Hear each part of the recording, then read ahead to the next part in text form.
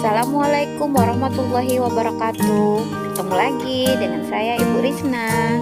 Kali ini kita akan membahas mengenai pesawat sederhana. Tujuan pembelajaran kita hari ini yaitu mengidentifikasi jenis-jenis pesawat sederhana. Pesawat sederhana adalah segala jenis peralatan yang digunakan untuk mempermudah pekerjaan manusia. Perhatikan video berikut ini. Jenis-jenis pesawat sederhana yaitu tuas, katrol, bidang miring, dan roda berporos. Yang pertama, kita akan membahas mengenai tuas. Bagian-bagian dari pengungkit atau tuas yaitu ada titik kuasa, titik beban, dan titik tumpu. Berdasarkan jenisnya, tuas dibagi menjadi 3 golongan, yaitu tuas golongan pertama, tuas golongan kedua, dan tuas golongan ketiga. Kita akan bahas satu persatu ya. Nah, kita bahas dulu yaitu mengenai tuas jenis pertama. Memiliki ciri-ciri titik tumpu berada di tengah. Misalnya, titik tumpu berada di antara beban dan kuasa. Untuk lebih jelasnya, kita lihat contoh-contoh tuas atau pengungkit jenis pertama. Nah, di sini bisa kita lihat ya, contohnya bisa itu berbentuk jungkit, tang, gunting, atau palu, dan lain sebagainya. Nah, dari gambar bisa kita amati itu bahwa titik tumpu berada di tengah-tengah antara titik beban dan titik kuasa. Nah, sekarang kita lanjut ke tuas golongan kedua. Di sini ciri-cirinya yaitu titik beban berada di tengah-tengah antara titik tumpu dan titik kuasa. Nah, bisa kita lihat itu contoh pengungkit golongan kedua yaitu ada gerobak dorong, alat pembuka tutup botol, alat pemecah kemiri, dan alat pemotong kertas dan lain sebagainya. Nah, kita lanjut ya. Terakhir yaitu pengungkit golongan ketiga.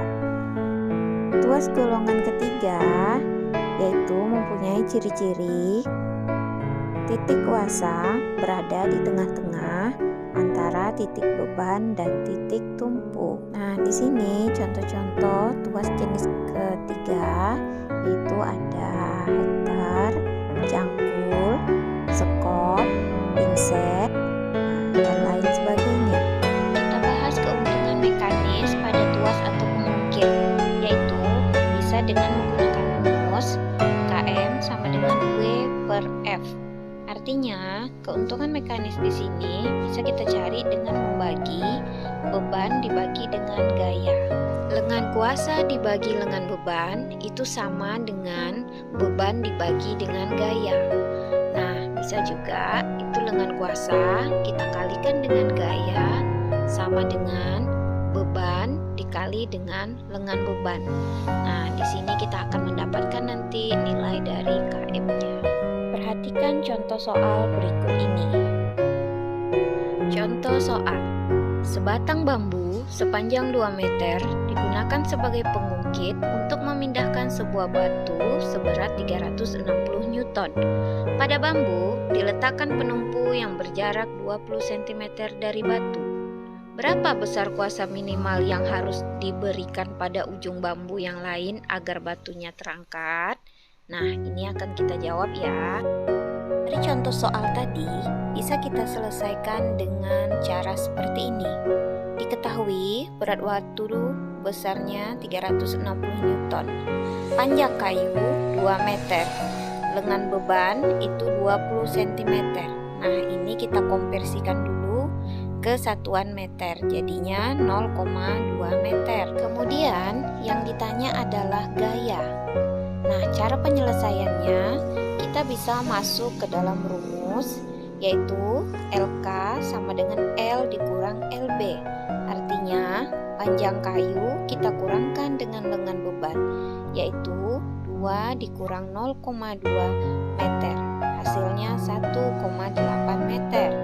Jadi, besar kuasa yang diperlukan untuk mengangkat batu kita masukkan ke dalam rumus F dikali LK sama dengan W dikali LB.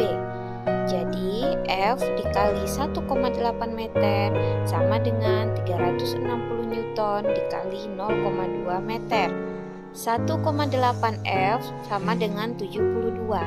Jadi besar F sama dengan 72 dibagi 1,8. Hasilnya 40 Newton. Yang kedua adalah katrol, yaitu sebuah roda kecil yang tepinya beralur dan dapat berputar pada sebuah poros. Berdasarkan tempat kedudukannya, katrol dapat digolongkan menjadi 3 jenis, yaitu katrol tetap, katrol bergerak, dan katrol ganda.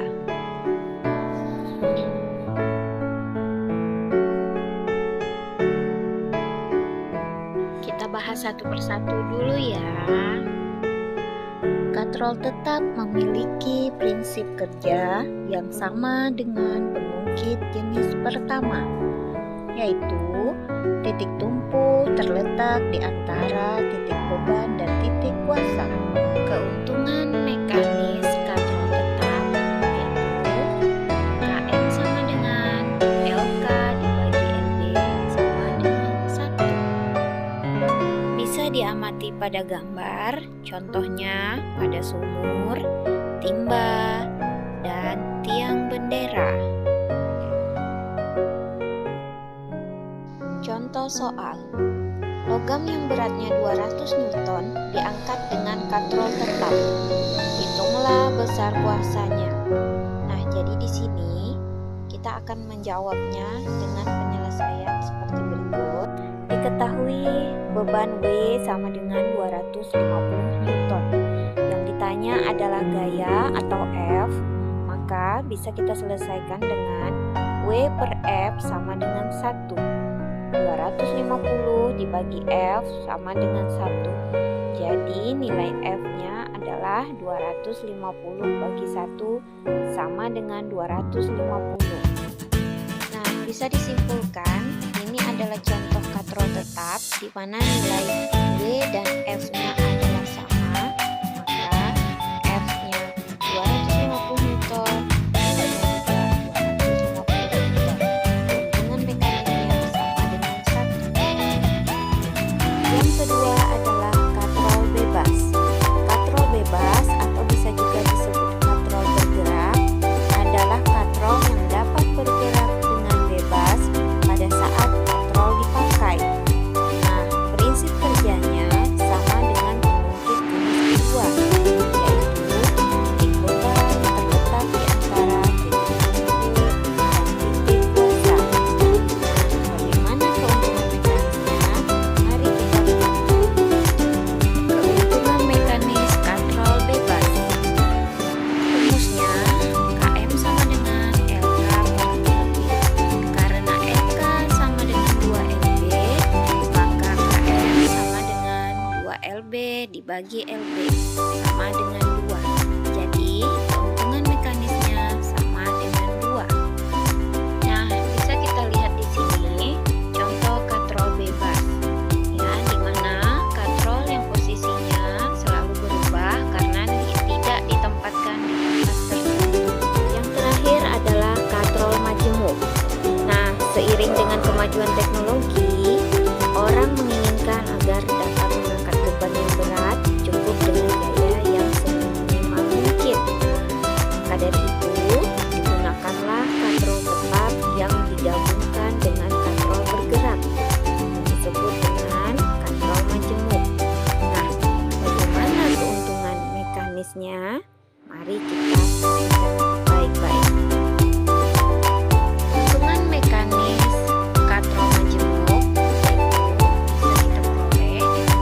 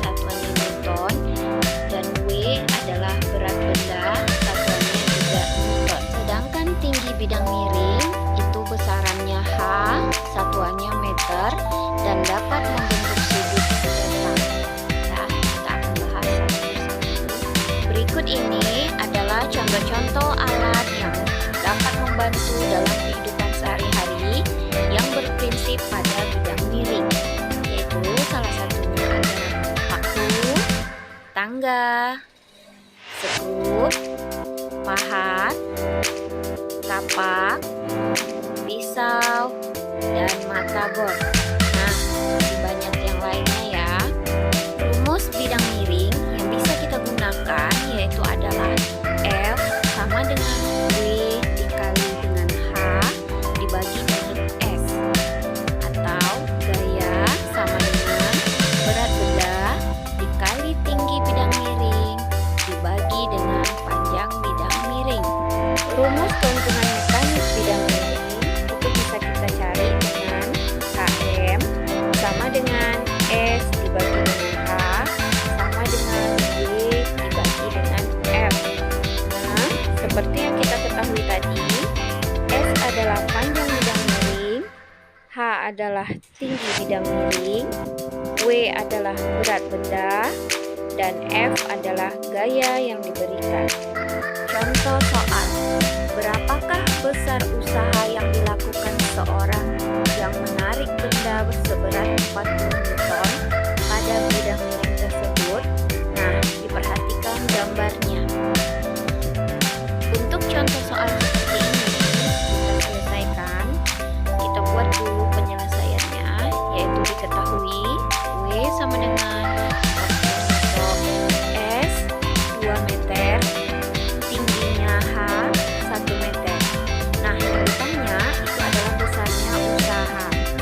Nah, kita bisa jawab dengan persamaan W dikali dengan H sama dengan F dikali dengan S, yaitu 40 dikali dengan 1 sama dengan F dikali dengan 2. Maka F sama dengan 40 dikali 1 dibagi dengan 2. Maka F sama dengan 40 dibagi 2. Jadi nilai F sama dengan 20 Newton. Nah, besar keuntungan mekanisnya masukkan ke dalam rumus. Km sama dengan 40 dibagi 20 sama dengan 2. Jadi keuntungan mekanisnya yaitu nilainya 2. Nah, yang terakhir adalah roda berporos. Roda berporos adalah pesawat sederhana yang berbentuk bundar dengan poros di bagian tengahnya. Bisa kita lihat contohnya yaitu adalah sepatu roda, kursi roda. Contoh lainnya bisa kita lihat pada sepeda. Ya, di sepeda itu tersusun atas gear belakang dan gear depan. Gear depan lebih besar sehingga jari-jarinya lebih panjang dan memiliki putaran lebih lambat. Gear belakang terdiri atas beberapa gear yang dapat dipindahkan dengan jari-jari lebih pendek sehingga putarannya lebih cepat. Perbedaan kecepatan gear kecil dan gear besar menghasilkan perbedaan gaya yang lebih besar pada roda. Nah, dengan gaya yang kecil yang kita berikan pada sepeda melalui pengayuh akan didapatkan gaya yang lebih besar pada roda belakang sepeda. Keuntungan mekanis pada gear sepeda yaitu adalah Km sama dengan R besar dibagi dengan R kecil sama dengan G2 dibagi dengan G1. Nah, di mana G1 adalah jumlah gigi roda pertama, G2 adalah jumlah gigi pada roda kedua, R besar jari-jari gear besar, dan R kecil jari-jari gear kecil. Sekian pembelajaran kita hari ini.